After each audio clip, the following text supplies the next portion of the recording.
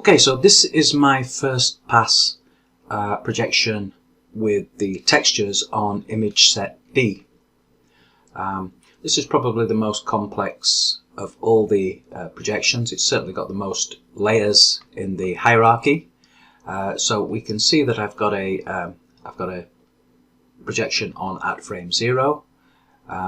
What I established during the checkerboard projection test was that the textures didn't double in size until we got to frame 90, so my next projection is at frame 80. I just rode back just to make sure I stayed within the resolution threshold.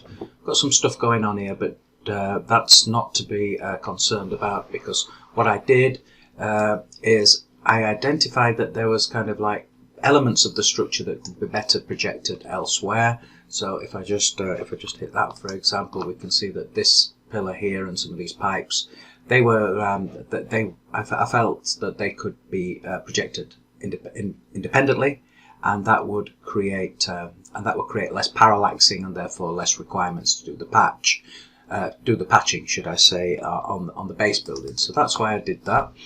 So there's a little bit there where there's a lack of coverage, but it is covered later on in the process by a separate projection. Okay, we can see some issues with shadows, and those shadows are being created by buildings that are actually in front of these. You can see particularly down that side that line there where the shadows is, all the texture this side of that is never actually seen by the camera, so we don't really have to concern ourselves with anything other than this area on the far left of the building. Same goes for this. There's a big chunk of this building on the right, on the far left hand side that we never actually see because it's occluded by other buildings. Okay, so we have our second projection at frame 80. We have a third projection at frame 115. A further one at frame 140, this is where the camera's starting to rotate, and then a final one at frame 200. Okay, so that is the projection. And I can see just by scrubbing through this that this has done a good job of maintaining the resolution of the piece, pushing through. But it has come at a cost, and that cost is in smearing and doubling. Okay, so if we look, for example, at the back end of the shot,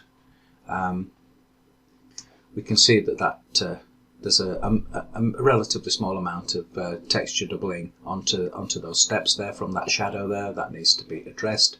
If I just come back a little bit more, you can see that this little protrusion here at the top of the steps is actually doubling across that patio area.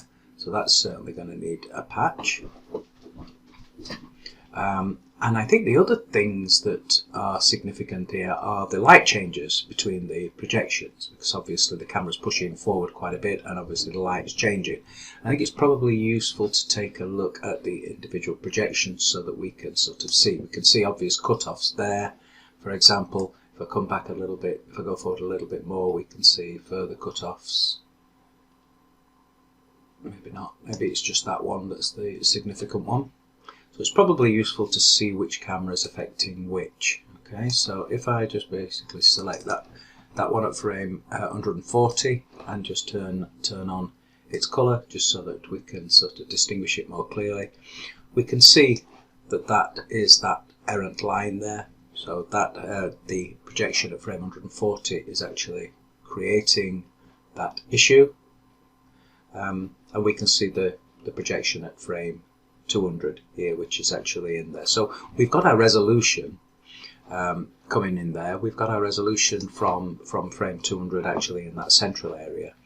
What we are going to need to do is we're going to need to do some masking of these projections. So for example, that one at frame 140 is going to need to be cut off. So what I'll probably do is mask it off at that line there, and mask it off possibly just around that inner arch there, and let the projection from frame 115 take care of the outer facade of that particular arch, and then let frame 200 take care of the resolution on the inside of that arch. I'll probably do that. Just coming forward, I'm just looking for any other signs of doubling. There's some ugly shadows going across there, but they can be patched quite easily. There's a little bit of doubling there on that building, but I think that that's out of shot. We'll be able to assess that later on. And of course we've got this issue here, which I think is the second projection, the frame 80 projection, which I'll just turn on. Yeah. So we've got an issue here where the projection from frame 80 has got a different set of shadows, because obviously the light's changed, and we're probably going to need, well, we're certainly going to need to create to define the mask on that, so that it doesn't actually so that the lines aren't in these sort of awkward areas. So I'll probably follow that line around there and cut it off at that particular point. Same there, I'll probably just cut that off at that. It's always good to cut off at these natural sort of joins between the various structures. Okay, that may not even be necessary because it may be out of shot, but I'll know that better once the projections are all together. As far as the building on the right goes, I'm just looking here. It looks like there could be a little bit of doubling in this area. Yeah, just with this little bit there, but again that can be patched. So there's going to be a series of patches going on here. One of the things I could do, for example, is I could come somewhere around about here, frame maybe a little bit further. Let's go to frame 160 and bring the focal length down.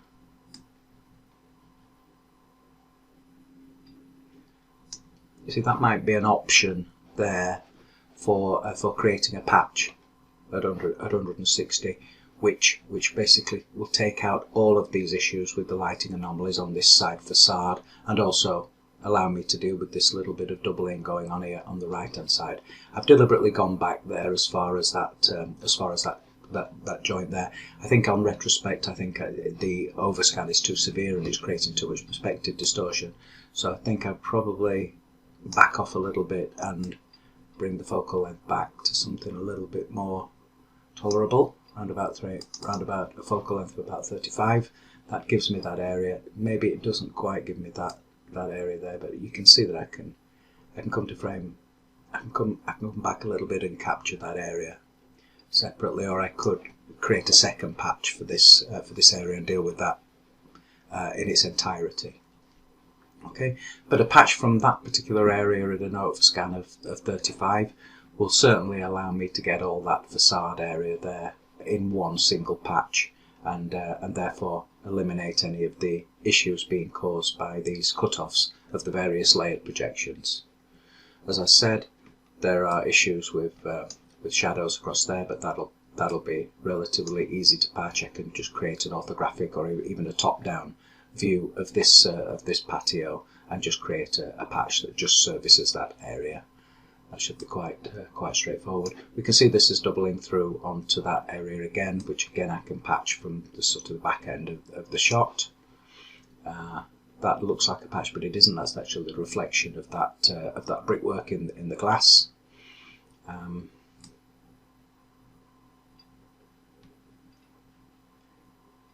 Yeah, so I think that as a layered projection, I'm okay with that. I can easily see solutions for dealing with the overlaps on the layers. I can see natural points at which I can apply masks following facades. The building on the right is quite uneventful, really. That because the perspective change on that is negligible, because the camera's rotating in the opposite direction. So I'm not too concerned about that.